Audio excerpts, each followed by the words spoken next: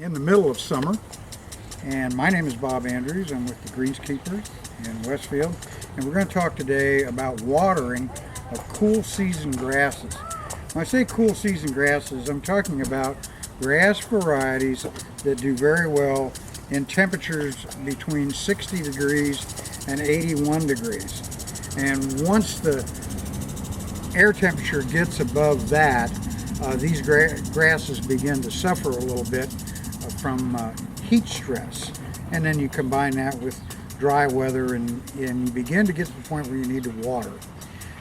Remember that these kind of grasses, whether it's with rainfall or whether it's irrigation or sprinkling, they need about 1 inch of water per week. And the purpose of that is not to keep the grass beautifully lush green like it was in the spring, but to actually keep the root system alive, keep the plant viable so that in the fall it does return and makes it through the winter months.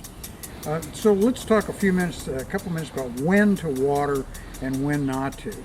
The best times of the day to water are about 5 a.m. to 9 a.m. in the morning, and then also about 5 p.m. to 9 p.m.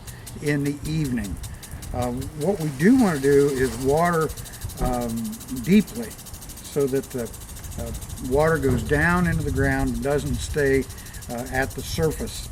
You want to avoid shallow watering because then the root system will come up to the water, and that is something we don't want to do. We're trying to promote root growth here. You want to avoid watering at 2 times a day. First of all, in the heat of the day, because you lose a lot of water to evaporation, and secondly, you want to avoid watering in the middle of the night, because watering in the night, keeping your grass wet at night, combining that with heat and humidity leads to turf disease, and we don't want that. So another factor to consider is that almost all of the lawns in Hamilton County and surrounding counties are made up of sod and seed. So you generally find the sodded areas along the front and sides, and the seeded areas in the back of the yard.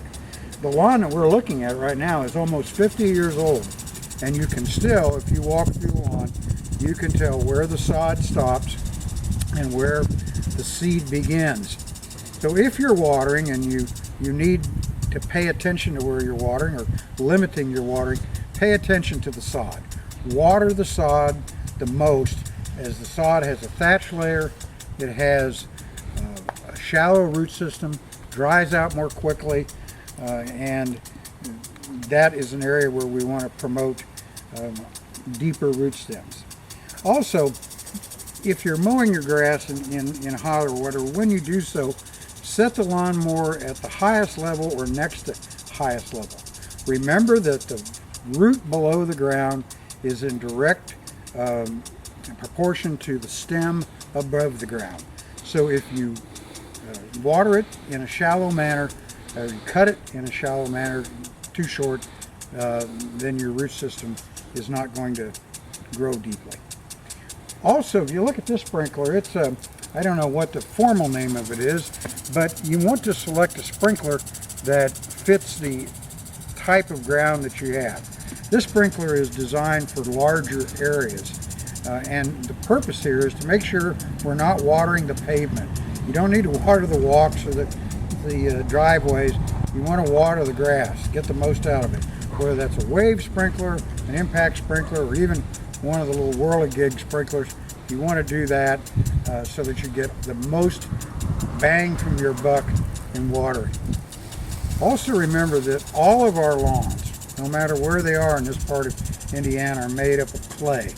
Clay is hard, it is dense, it doesn't drain well, and so we are continuing in lawn care to push root growth.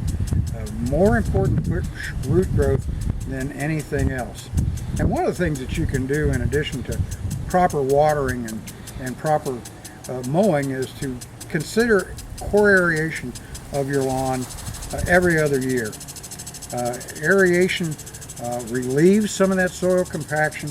It improves drainage, and it is also, after you aerate, a great time to add additional seed to your lawn. If you have questions regarding watering your lawn or proper mowing, please call the Greenskeeper at 317-804-8877 or on the internet at service@thegreenskeeper.com. Thanks for watching. We'll see you again.